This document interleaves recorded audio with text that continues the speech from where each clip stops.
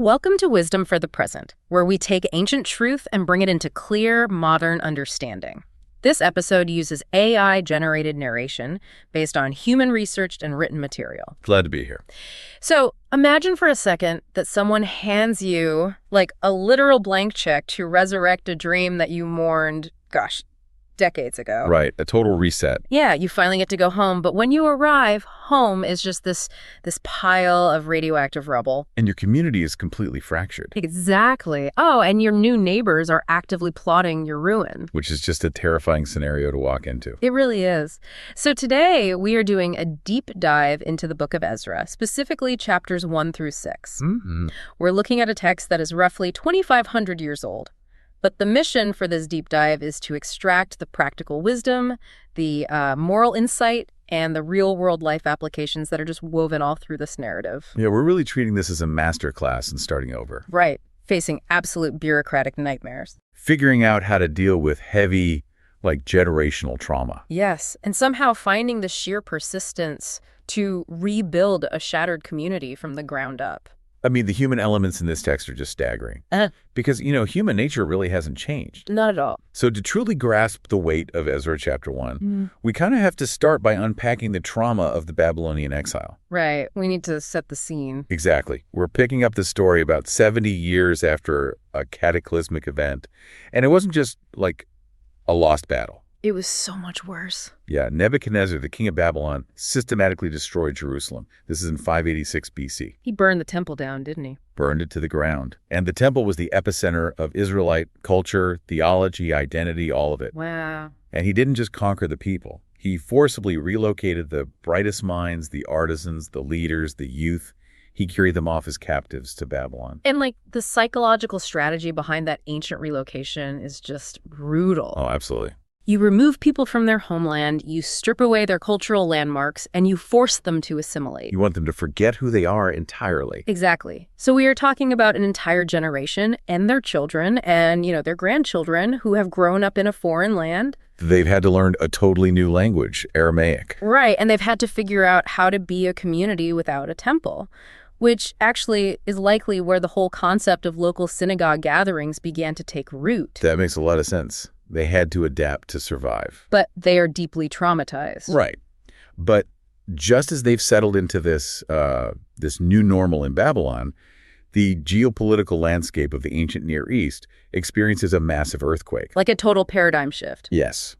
Babylon, this seemingly invincible superpower, falls overnight to the expanding Persian Empire. Led by King Cyrus. Led by Cyrus. And this sudden shift in global power is the catalyst for everything that follows in the text. The opening of chapter 1 describes this shift in such a fascinating way. It really does. It states that the Lord, quote, stirred up the spirit of Cyrus to make a decree. Right. But Cyrus is a Persian king raised in a polytheistic culture. So, how does a Persian conqueror suddenly decide to champion the cause of an exiled captive minority? It's wild. But the historical and theological synthesis here is incredible. The commentary from Barnes notes that in the original Persian decrees, Cyrus likely referred to Ormazd, the god of heaven. Ormazd? Yeah, Ormazd or Ahura Mazda. Yeah. It was the Persian conception of a single supreme being, the much-knowing or much-bestowing spirit in early Zoroastrian or pre-Zoroastrian thought. Okay, interesting. And the Persian religion of this era was deeply opposed to the idols of Babylon. Oh, so they had that common ground. Exactly. So when the Hebrew text records this decree, they understand Yahweh as the true identity of the God of heaven that Cyrus is acknowledging. Right. Cyrus attributes his immense kingdom to this supreme God. And then he does something absolutely unprecedented in the ancient world. What does he do? He doesn't just let the captives go. He commands the rebuilding of the temple in Jerusalem and pledges to actually fund it. Let's translate this to a modern scenario for a second, because the shock value of this decree cannot be overstated. It's massive. It is. It's like a sudden, massive corporate or geopolitical paradigm shift. Right. Imagine you're listening to this, and you are working at a small startup that was subjected to a hostile takeover by this massive, ruthless conglomerate. Okay, I can picture that. Your department was gutted, your passion project was completely shelved, and you spent years just grieving the loss. Yeah, you moved on. But then completely out of the blue, a rival multinational corporation buys out the conglomerate. A bigger fish. Exactly. Mhm. And the new CEO, who you have never met, who doesn't even work in your specific industry, calls you up. Wow. And he says, not only do I want you to restart your old project, I'm going to open our corporate treasury to completely fund it. That is it's mind-blowing. It proves that inspiration, provision, and rescue can emerge from entirely secular or wildly unexpected sources. You don't have to share a theology with someone for them to be an instrument of your breakthrough. Exactly. And taking that corporate takeover analogy a step further, Cyrus isn't just funding the project moving forward. What else is he doing? He is handing back the very office furniture, so to speak, that the previous conglomerate stole. Oh, right. The vessels. The scale of the provision is staggering. Cyrus opens the royal treasury and brings out the physical vessels of the house of the Lord that Nebuchadnezzar had looted 70 years prior. The text actually provides a really detailed inventory of the plundered wealth. Yeah. We are talking about 5,400 vessels of gold and silver. 5,400, that's so many. It's a massive hoard, and I love that the text names Mithridath the treasurer. Oh yeah, he carefully counts out every single charger. Every gold bowl, every silver vessel. He counts it out to Sheshbazzar. Which is the Babylonian name for Zerubbabel, the prince of Judah. Right. It is a profound moment of restitution. I mean, can you imagine the emotional weight of that? Oh, it must have been intense. Holding a golden bowl that your grandfather watched get carried out of a burning temple? Yeah. Knowing it has been sitting in a pagan shrine for 70 years, and now it's just being handed back to you. The clatter of those 5,400 vessels being counted out, it must have sounded like the heartbeat of a resurrected nation. That's a beautiful way to put it. It was tangible proof that their heritage was not entirely erased. Yes. But, while Cyrus gives the green light and he gives them the gold and the silver, this creates a massive psychological hurdle. How so? It brings up a really poignant question for anyone listening.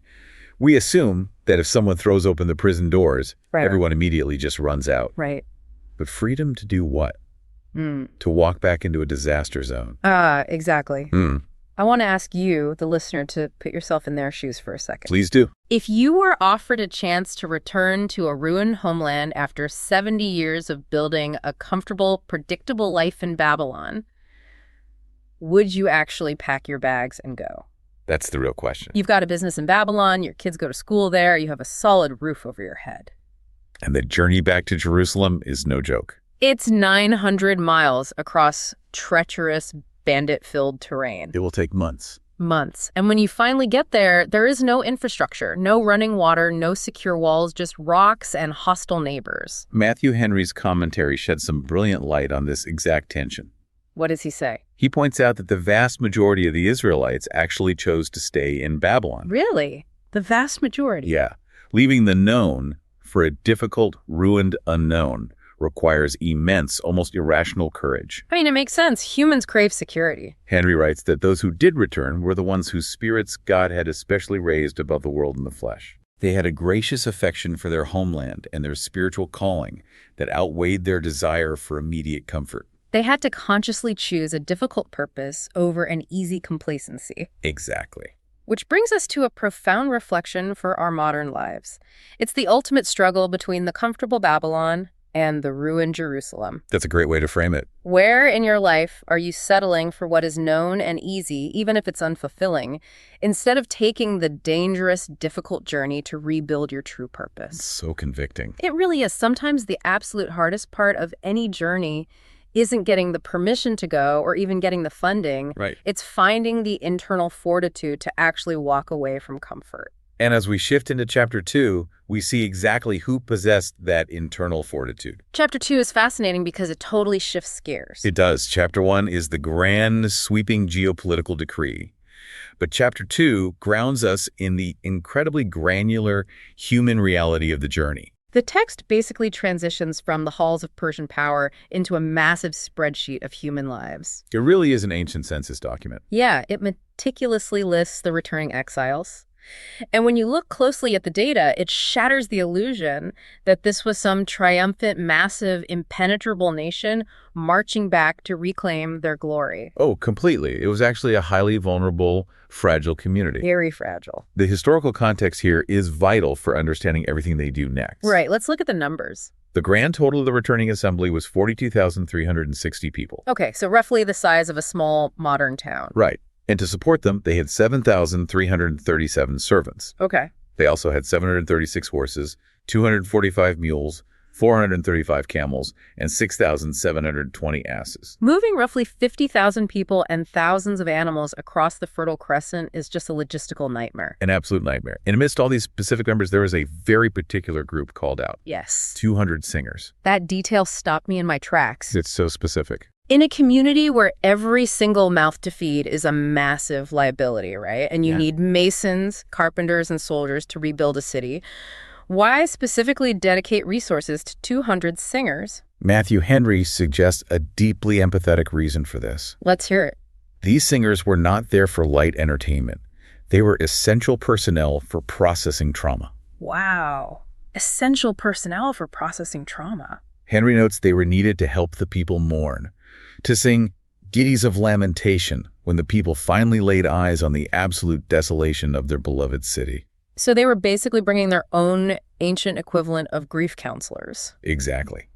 The leaders knew that the psychological impact of seeing Jerusalem destroyed, of seeing the charred remains of their grandparents' world, was going to be emotionally devastating. They needed artists to help them voice a grief that was just too big for regular words. Precisely. That adds such a rich human layer to what otherwise looks like dry accounting. It really warms up the text. The text spends verse after verse listing the families, the cities, and the specific numbers. The 128 men of Anathoth. The children of Perish, the children of Shephatiah. It names them meticulously. The modern translation of this ancient registry is beautiful. What's your takeaway? When you are rebuilding from absolute zero, every single individual's contribution matters. You are not a faceless statistic. You are the 128 men of Anathoth, and your specific presence is documented, honored, and celebrated. The registry was basically an honor roll of courage. It really was. But as we analyze this chapter, we also have to confront the parts of the text that feel incredibly abrasive to our modern 21st century sensibilities. Oh, definitely. There is a rigid focus on genealogy that creates immediate conflict. Right. Let's unpack the uncomfortable part. Yeah, we have a group of priests, specifically the children of Barzillai. They arrive in Jerusalem ready to serve, but when they search the registry for their genealogical records, they can't find them. They cannot definitively prove their lineage on Popper. Right. And as a result, the Tirshatha, the governor, Zerubbabel, rules that they are considered polluted. That's a harsh word. Very harsh. He completely excludes them from the priesthood. He declares they cannot eat of the most holy things until a priest with Urim and Thummim can stand up and discern God's will. Yeah. Now, I have to jump in here and push back on Zerubbabel's leadership. Okay, play devil's advocate. This looks like the worst kind of ancient gatekeeping. It really does. You have a fragile community of fewer than 50,000 people.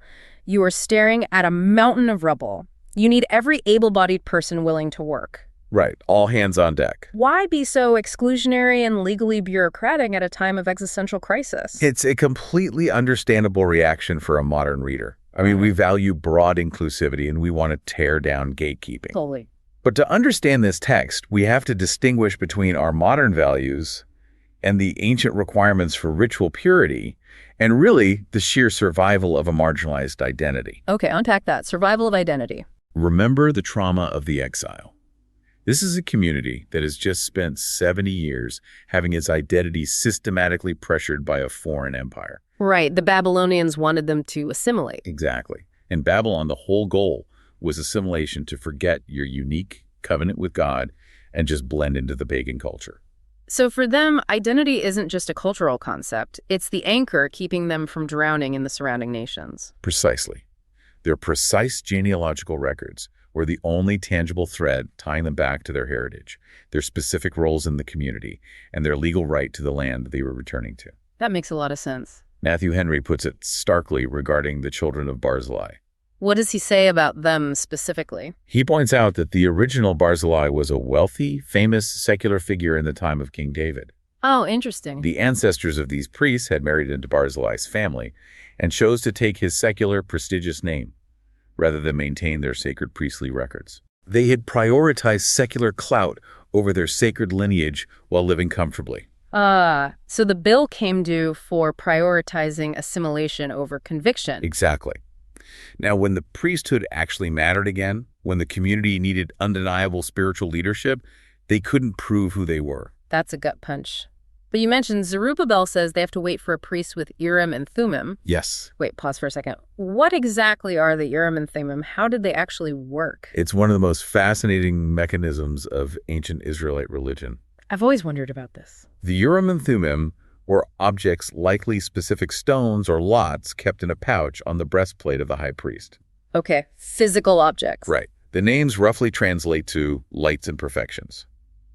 When the nation faced an impossible decision, or a situation where human judgment couldn't find the truth, the high priest would use them to cast lots to receive a binary yes or no answer directly from God. Oh, wow. So Zerubbabel isn't saying these men are permanently cursed. Not at all. He is saying our human records are flawed. We cannot risk ritually polluting the new temple by guessing. That's so interesting. He says, we have to wait until we have a fully functioning high priest who can inquire of the divine. It was a suspension of their status out of deep reverence for the holy. That makes so much more sense. It's less about arbitrary elitism and more about the desperate preservation of a nearly extinct identity. Exactly. If we look at this from a comparative insight, many ancient wisdom traditions recognize the deep psychological need for lineage and roots. Oh, absolutely. After a profound collective trauma like war, slavery, or exile, reestablishing a strict, well-documented lineage is a survival mechanism. It really is. It prevents a fragile community from dissolving entirely into the surrounding, often hostile, cultures. Yeah. It wasn't about keeping people out of malice. It was about protecting the fragile core of who they were. It was boundary setting for the sake of survival. Yes, boundary setting. And that fragile, well-documented, traumatized community finally arrives in the literal ruins of Jerusalem. Which brings us to chapter 3. Right. And they face the ultimate, overwhelming question that any of us face after a disaster. Where do we actually start? Yes.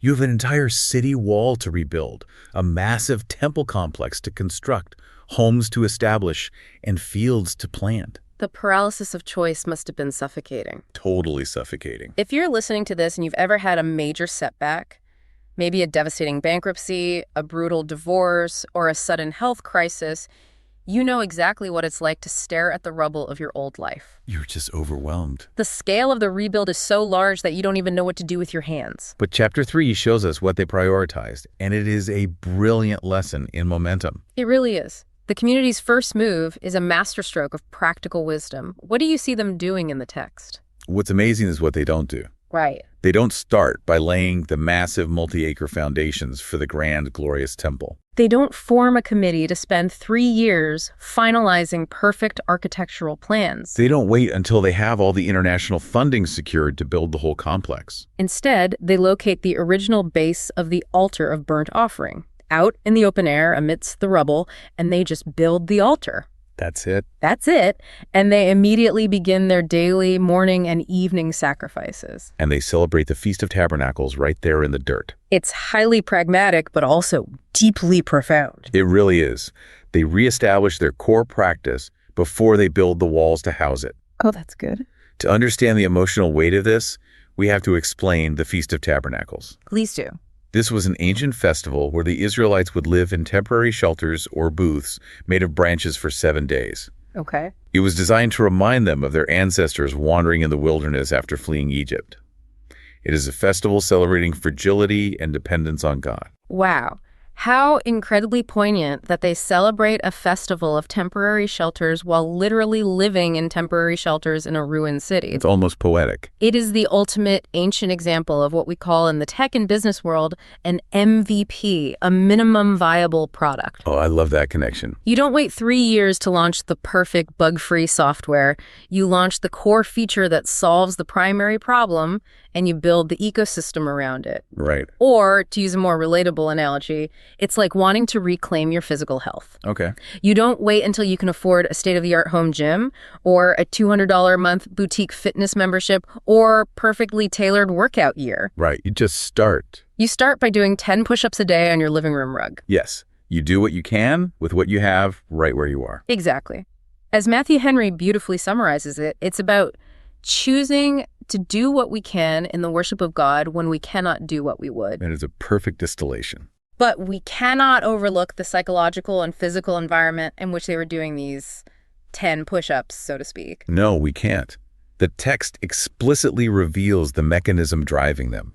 It says they set the altar upon its bases, for fear was upon them because of the people of those countries. Wait, I want to highlight that. They didn't wait until they felt perfectly safe to start worshiping? Exactly the opposite. They acted in the face of their anxiety. Wow. They were surrounded by hostile neighbors who had moved into the region over the last 70 years and had zero desire to see a Jewish state reestablished. Right. The natural human response to that kind of existential threat is to build a wall. Right. You want to build a fortress, secure the perimeter, and just hide. Instead, their very first act of defense was an act of devotion. They built an altar. They grounded themselves in their routine, their faith, and their core identity, even while their hands were shaking with terror. That is such a powerful, practical application for us. Action in the face of anxiety, doing the small right thing, even when you were surrounded by threats and uncertainty. Yeah. So they get the MVP going, the altar's burning, and then finally, in the second year of their return, they gather the resources to actually lay the foundation for the temple itself. And this event leads to one of the most cinematic, emotionally complex, and psychologically revealing moments in the entire text. It's incredible. It is a fascinating study in generational perspectives and the complexity of progress. When the builders lay the foundation of the temple of the Lord, they don't do it quietly. No, they hold a massive ceremony. The priests are dressed in their apparel, playing trumpets. The Levites have cymbals. They sing responsively, praising and giving thanks. And the text tells us that all the people shouted with a great shout because the foundation was laid. But there is a deep fracture in the crowd. Yes, there is. The younger generation, who had only ever known the exile in Babylon, is shouting for absolute joy. They are finally seeing a temple being built. Like the best day of their lives. But the older generation is having a completely different experience. The ancient men. Yes. The priests, Levites, and chiefs of the fathers, who were old enough to remember the staggering, unmatched architectural glory and wealth of Solomon's original temple before it was destroyed by Nebuchadnezzar. Right. They remember the gold. They look at this new foundation. It's smaller, it's less impressive, it lacks the gold and the grandeur, and they weep with a loud voice. And the text says the sounds of the joyful shouting and the agonizing weeping blended together so completely in the air that the people couldn't discern the shout of joy from the noise of weeping. And the cacophony was heard from afar off? I get chills just imagining the auditory experience of that moment. It's haunting. The piercing sound of trumpets mixed with the raw, guttural sobbing of the elders and the ecstatic cheering of the youth. Joy and grief completely entangled. But there is a massive obstacle to growth here, isn't there? What do you mean? Because while the elders' grief for what was lost is entirely valid, I mean, they survived the Holocaust, their grief is real. Totally real. It almost threatens to derail the entire project. It absolutely does. This brings us to a major psychological trap.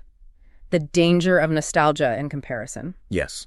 These ancient men let the memory of past glory cast a long, dark, suffocating shadow over present progress. Later, the prophet Zechariah actually has to specifically rebuke this attitude. Oh, right. What does he say? He asks them, "For who hath despised the day of small things?" Despised the day of small things. That's so profound. The older generation was comparing their present reality to an idealized past. And because the present couldn't measure up to their nostalgia, they were utterly unable to celebrate a monumental, miraculous achievement in the present. Comparison is the thief of joy, even when you are comparing your present self to your past self. That's a great point.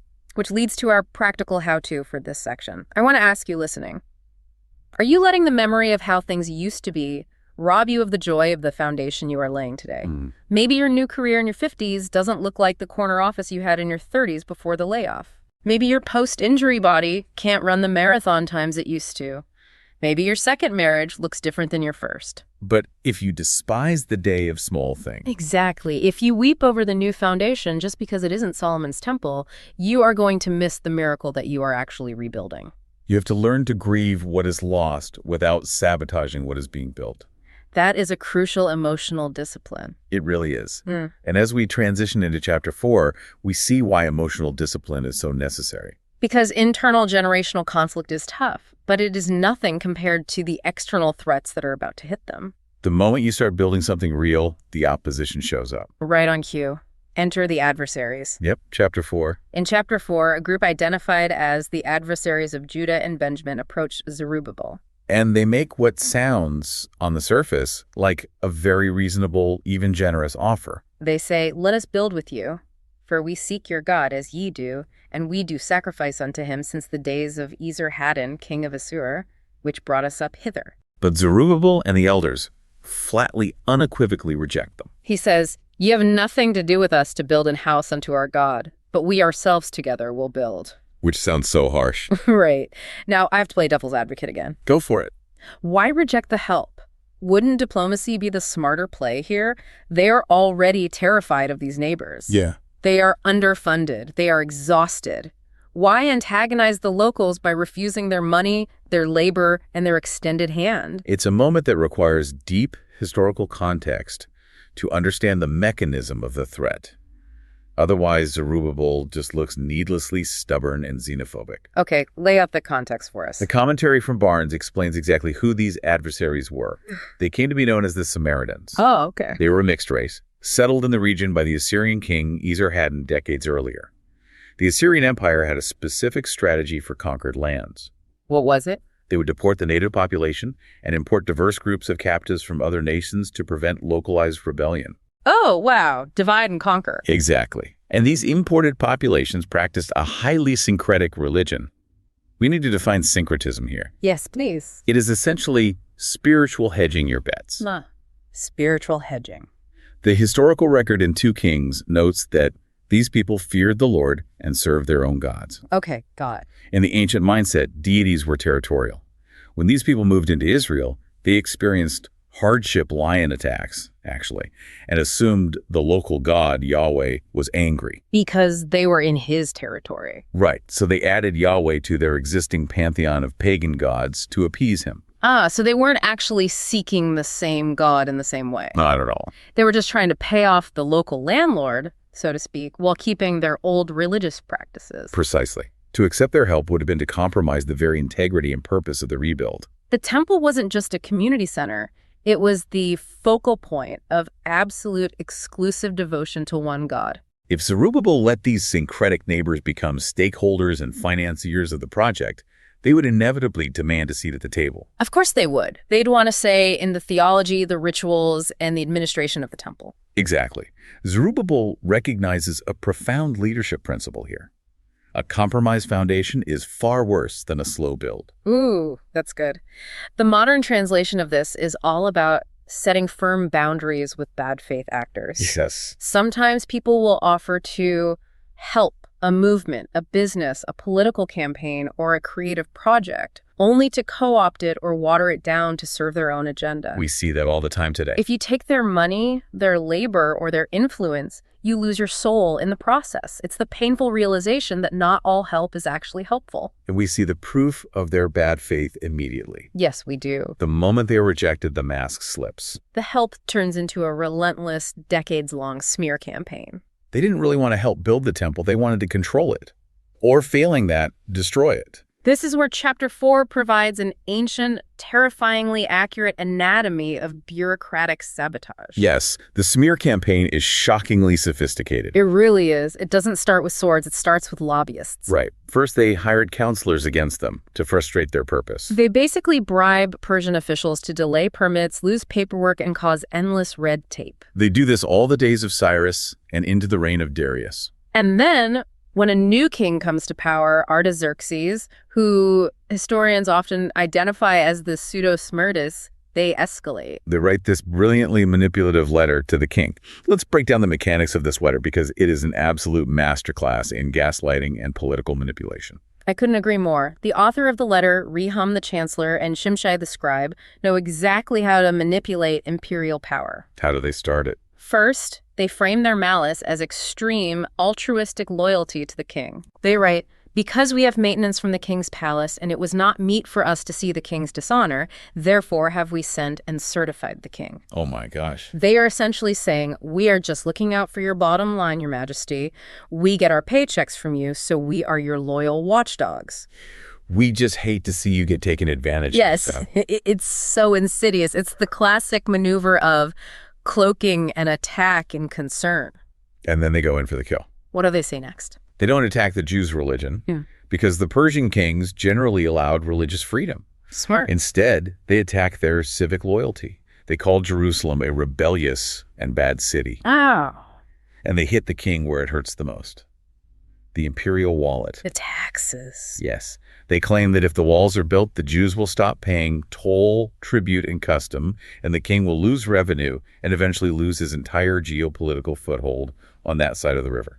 What is truly fascinating about the mechanism of this deception is that Rehum the Chancellor is preying on the specific insecurities of this particular king. Right. Barnes points out that the pseudo-Smerdis was a magus. Wait, pause for a second. What exactly is a magus? Or Magian elemental worship? That sounds like something out of a fantasy novel. It does. Magianism was a religious sect in the Persian Empire that worshipped the elements fire, earth, water. Okay. Because they worshiped the elements of nature, they vehemently opposed the belief in a personal, localized God, and they deeply disapproved of physical temples. Because they saw temples as confining the divine. Exactly. So this specific king was already philosophically primed to be hostile to the idea of a Jewish temple. The Samaritans knew exactly which psychological buttons to push. That is devious. Furthermore, they distorted history. They said, search the records and you'll see this city is rebellious. And historically, under previous kings like Zedekiah, Jerusalem had rebelled against Babylon. Right, but they were perfectly loyal to Persia now. The half-truth was enough to make the lie work. And work it does. Yes, it does. The king searches the old Babylonian records, sees the past rebellions, ignores the current context, and takes the bait completely. He issues a royal decree ordering the work to stop by force and power. The adversaries, armed with this royal edict, march up to Jerusalem, weapons in hand, and shut the whole thing down. The work ceases. The dream is legally and forcefully killed. It is a devastating, crushing blow. Think about the emotional whiplash. I can't even imagine. They had the decree of Cyrus, they had the funding, they survived the journey, they laid the foundation through tears, and now, silence. The site is abandoned, the tools are dropped. So here is our practical reflection for this section, and it is a heavy one. Let's have it. How do you handle bureaucratic sabotage? Have you ever had a dream, a business, a ministry, or a calling completely derailed by forces entirely outside your control? Have bad faith actors ever spread false narratives about your work, causing the permits to be pulled, the funding to be frozen, or the support to vanish? Do you quit when the rumors take hold and the authorities tell you to shut it down? It's a question of resilience, but also of human frailty, because the text tells us the work sat stalled. Not for a few weeks while they appealed the decision. Not for a few months. But for up to 15 years. 15 years. A decade and a half. I want to spend a moment on the psychological toll of that. It's staggering. Imagine walking past the half-built, weed-covered foundation of your greatest dream every single day for 15 years. You start out angry. Then you get sad, and eventually the most dangerous thing happens. You get apathetic. You just accept it. The people gave up, they went back to their own lives, they started building their own houses, and they accepted that the temple was just a failed experiment. The momentum was completely dead. Which begs the question, how do you possibly resuscitate a dream that has been legally buried for a decade and a half? You don't use a lawyer. According to Chapter 5, you use a prophet. This is one of the most remarkable pivots in the historical narrative. We transition from Chapter 4, which ends in absolute defeat, to Chapter 5, where two new figures emerge.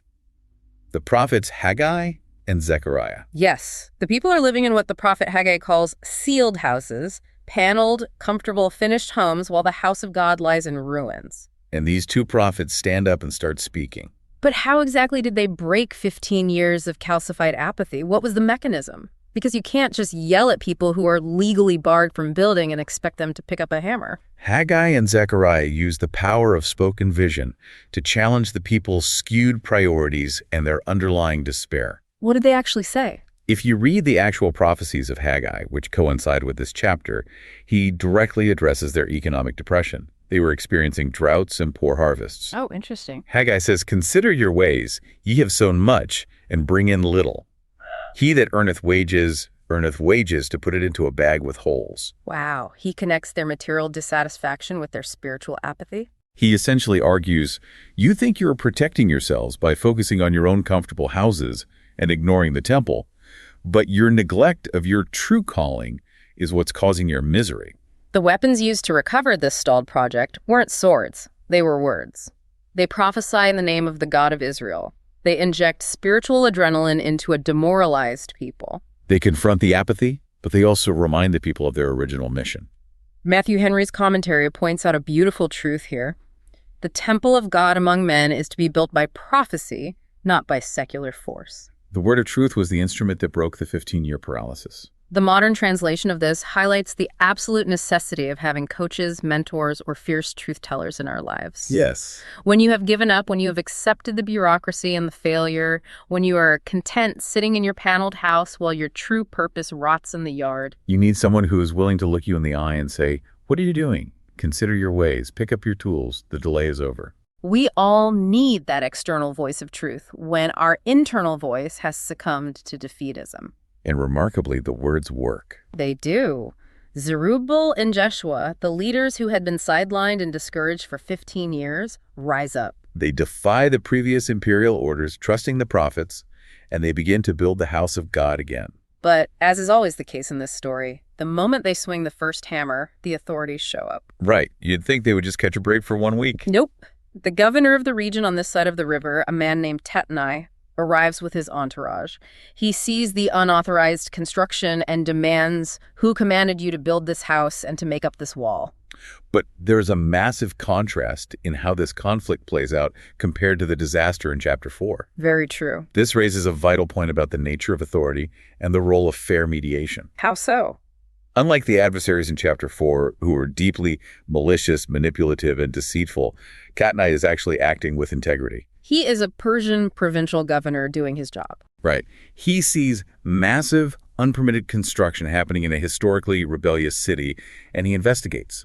But he doesn't bring an army to shut them down by force. He asks for their names, he asks for their legal authority, and then he does something incredibly fair.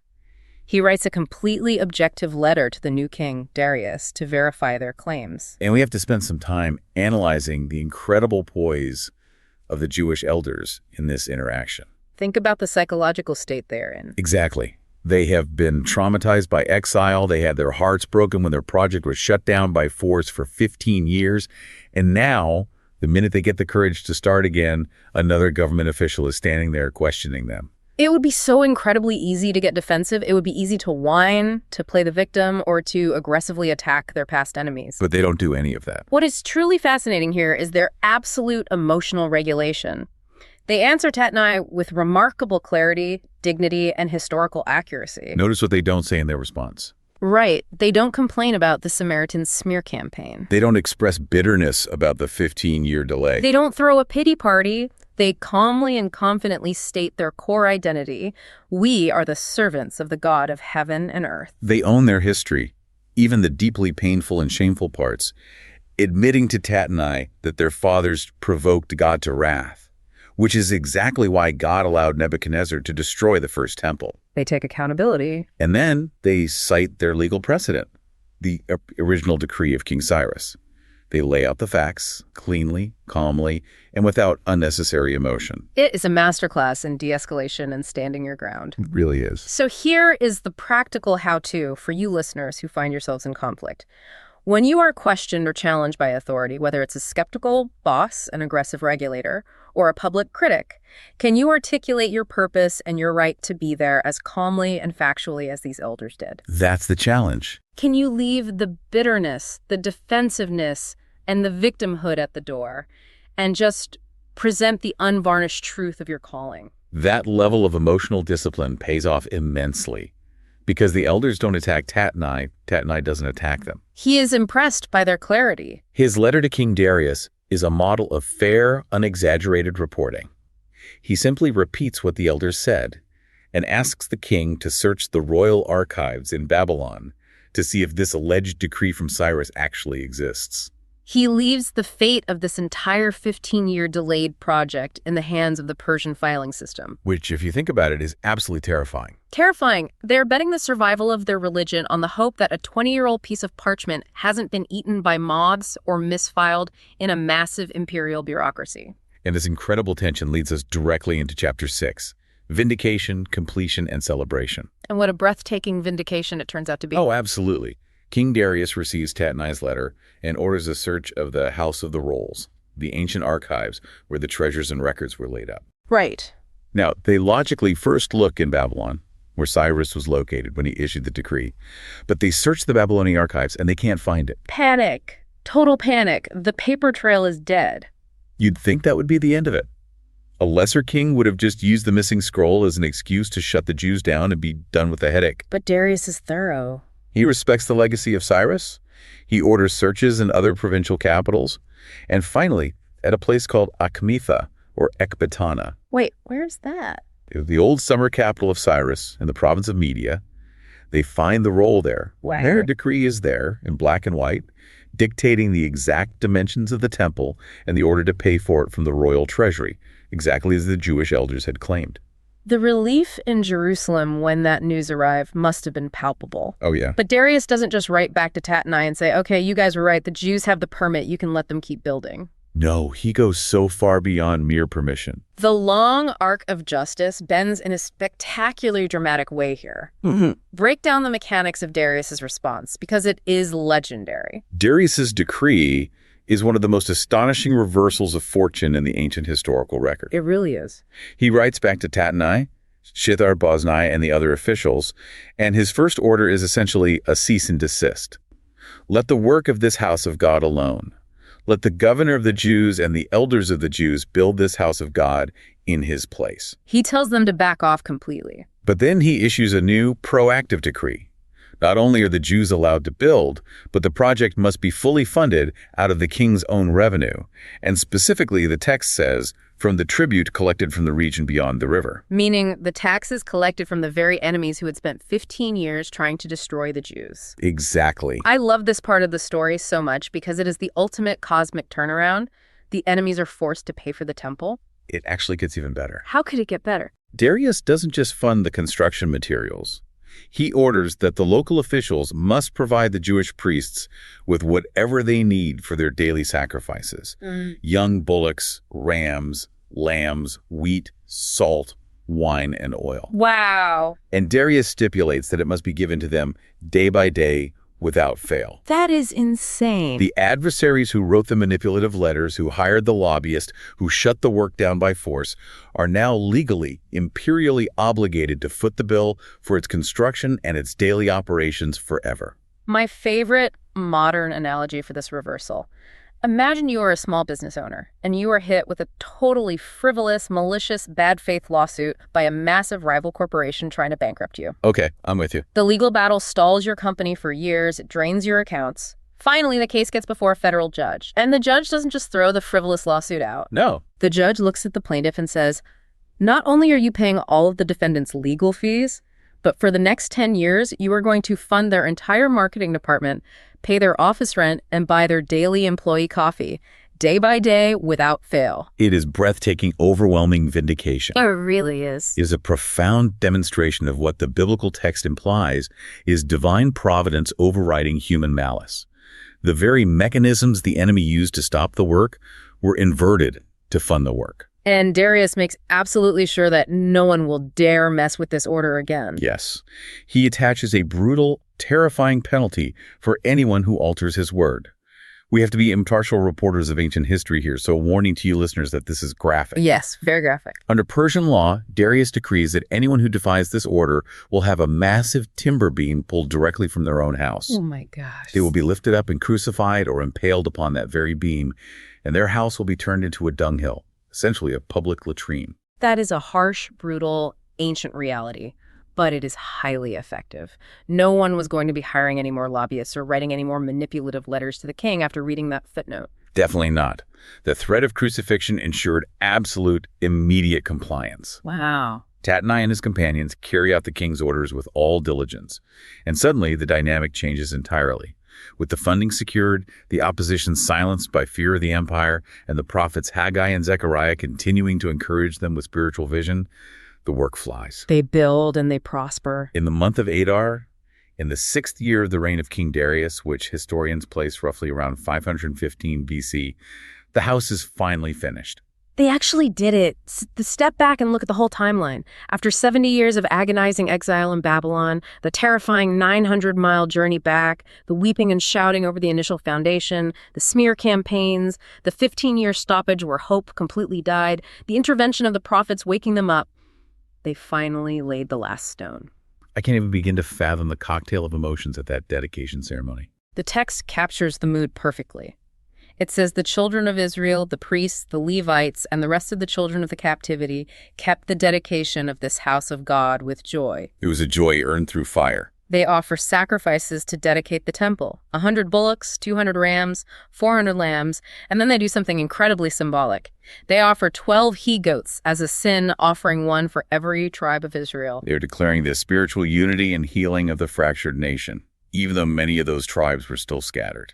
Now, if we look back at the history books, we have to compare those numbers to the dedication of Solomon's temple centuries earlier. Right. When Solomon dedicated his temple, he sacrificed thousands upon thousands of animals. It was a display of unimaginable wealth, pomp, and geopolitical dominance. This ceremony in Ezra is tiny by comparison. It's a fraction of the livestock. It is objectively smaller. Yeah. But as Matthew Henry points out in his commentary, it is deeply, profoundly pure. The value of this dedication wasn't about the sheer volume of the wealth displayed. It was about the abundance of their joy in the midst of their deep poverty. I love that. These hundreds of animals meant infinitely more to them than Solomon's thousands did to him, because these sacrifices represented survival. They represented resilience. They represented the faithfulness of God through generations of trauma. They didn't despise the day of small things anymore. They rejoiced in the miracle of the finished thing. And following the dedication of the physical building, they celebrate the Passover. This is the festival of liberation, and there's a beautiful, easily missed detail in the text here about who actually gets to participate in this Passover meal. Yes. It wasn't just the returning exiles who had proven their genealogies. The text says, they welcomed all such as had separated themselves unto them from the filthiness of the heathen of the land. They actively welcomed proselytes, outsiders, perhaps even some of the locals who had previously been hostile, who now genuinely wanted to abandon their pagan practices and seek the God of Israel. After all the strict gatekeeping of the genealogies in chapter 2 and the harsh rejection of the Samaritans in chapter 4, when the temple is finally built and the community is secure, the doors are thrown open to those who genuinely want to join the true worship. That is a vital theological and sociological connection to make. Explain that connection. The strict boundaries in the early chapters were not born of malice. They were a necessary mechanism to preserve a fragile identity during an incredibly vulnerable building phase. If a sapling is vulnerable, you put a fence around it so it isn't trampled. Exactly. But once the tree is grown, the foundation is secure and the house is built. The purpose of that preserved identity is to be a light and refuge to others. The text concludes this entire epic narrative by stating simply that the Lord had made them joyful. True celebration requires recognizing the immense struggles overcome to get there. They didn't just construct a stone building, they healed a multi-generational wound. What a phenomenal journey. So as we wrap up this deep dive, I want to leave you, our listener, with a final provocative thought to carry with you. Yeah, think about those 15 years of silence. Think about the 15 years the temple sat in ruins while the builders gave up, returning to their comfortable paneled houses, assuming the dream was legally dead and buried. If your life's greatest work, your deepest calling, or your most cherished relationship was stalled for over a decade by forces entirely out of your control, would you have the humility and the resilient faith to pick up the tools and start again the very moment a voice of truth told you it was time? Because the greatest miracle in the book of Ezra isn't the geopolitical decree of Cyrus. And it isn't the vindicating funding from Darius. The absolute greatest miracle is that after 15 years of crushing failure, the people were still willing to try again. That's the heart of this section. This is wisdom for the present, where understanding leads to clarity, and clarity shapes how we see and live. We'll see you in the next episode.